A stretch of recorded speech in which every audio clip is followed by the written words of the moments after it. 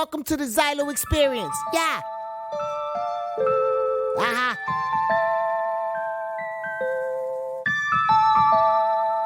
This is what we need to do. Stepfathers, real fathers, whatever it is. As men, we respect the facts.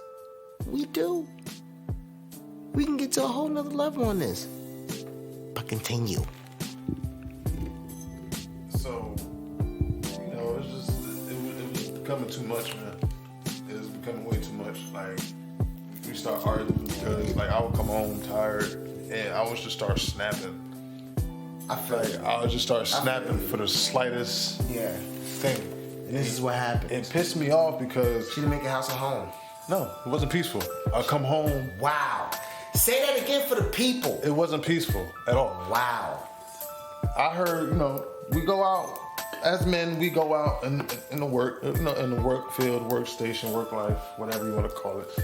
But we face a lot of shit during the day. We face our boss, we face the people we work with, we face other people that's just in the way. That's what I said, the real world. Like, you have no idea. That's why the men rates and suicide and everything is high, because we actually take the weight of the world on our shoulders. I mean, granted, we're not going to make this a whole verbiage thing, like misogyny or toxicity. We're gonna say, as women, you come home to that too, and it's maybe it's difficult for you to try to mechanically unwind your husband or your man or your significant other or what have you, or whatever the case may be. See, that shit goes both ways though, because you got a lot of women that's in the same situation, bro. You got women that's out here, they working, they taking care of niggas that ain't doing shit. There was just a video on Facebook that the chick posted. The girl got up, got mad because the nigga was in the kitchen cooking, made him something to eat, and ain't make her nothing to eat, knowing she had to go to work. 1% of men are like the big deals. Most men, like my guy said, most men are lonely, broke, retired. Like, we don't oppress women. We don't do none of this stuff. Like, we just work. You think we're working at Dunkin' Donuts or mine shafts or oil rigs or McDonald's? You think we're oppressing women? We're not. We're sitting there we're making money for them. The little bit of money that we can make. We're not the that's ones systematically in place. It's the niggas that's on the block or getting it illegally. No, I ain't gonna say all of them either, but I know it's hard. And a lot of women out there also, because I've been listening, a lot of women out there feel like, oh well, men make excuses. Listen, I told you, this is the people's podcast. A lot of women out there saying men are making excuses. I know you hear me. I said it. Uh-oh. Beta. Uh-oh. There you go. Some niggas do make excuses, but other niggas make, they state facts. And then some women don't know how to admit when they wrong. That's another thing. A lot of niggas make excuses, but a lot of women can't admit when they wrong, because 9 out of 10 women, I ain't gonna say they be right, but we make it to the point where they're right. Because we agree to this shit. We all, I ain't gonna say all. A lot of most of us have grown accustomed to the happy wife, happy life syndrome. I just call it a syndrome because it's a disease. I mean, it is what it is. I think we done got it over that. I think we done got to the happy spouse, happy house, happy spouse type of thing right now. So I'm not sure. Not everybody. A lot of people still out there breaking. A lot of niggas still out there breaking their necks just to make sure their woman is happy, bro, so they can get some peace, bro. Listen, here's what we're saying. They don't know how to coexist. I think what we're trying to say is like, well. I honestly, my take on it is, we have a discord here. Like, we have a disadvantage. We have a curve here. We have to figure this out, because the gender war, not only did it kind of die down, but it reignited. Yep, it did. It really did. For real. I saw it. I'm seeing it now. You are hearing the episodes. You are hearing the interviews. Live and direct. Listen. All I'm saying is that what's going on here, people? What are we really doing? Where are you really at? Who are you really? Most people don't know.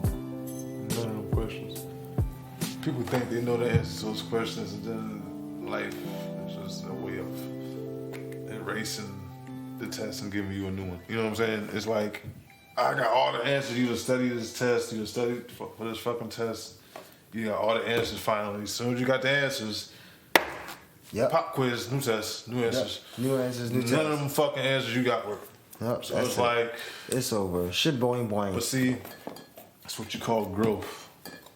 Growth. You'll never be ready for growth because it's growth, something new. Right.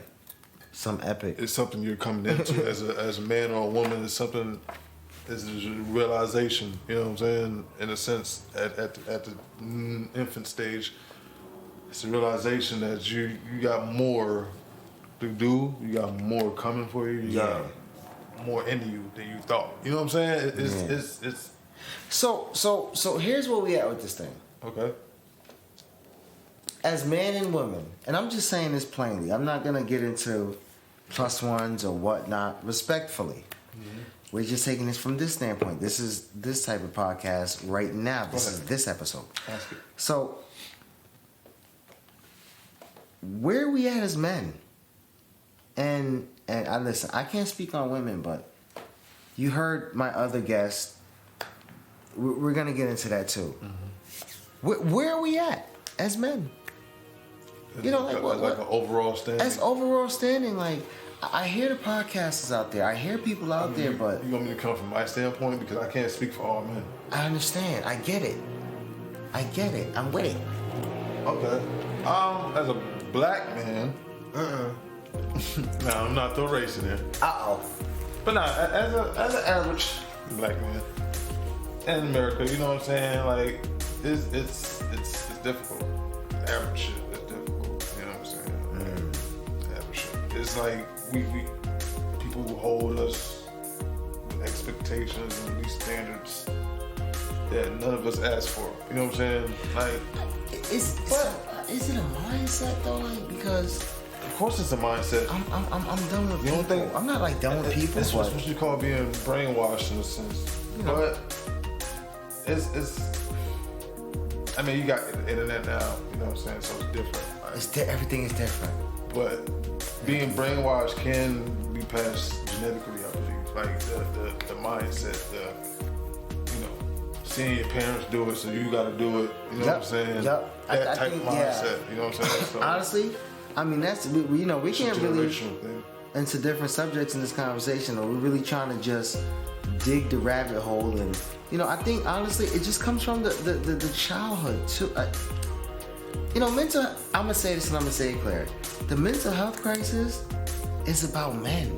It's not about anybody else. It's about us, and people know this. We need to get our voices out there. What's really going on? A lot of us- One thing I like about men is that we respect each other. Certain men don't. But we're talking about, when we speak, we're talking always about the primary, not the 20%. We're talking about the 80%. We're talking about the 80% of women that divorce their men. We're talking about the 61% of men that's childless and with no wife and not married and no kids, no nothing. We're talking about the primary. We're talking about the 80% of births that happen in America. We're talking about the primary, what's important. Right. We gotta grow some balls here. I said it. You're growing weak. What's going on? Listen. You already know what it is. Xylo, your host. We doing it big and we doing it heavy. Welcome to the Xylo.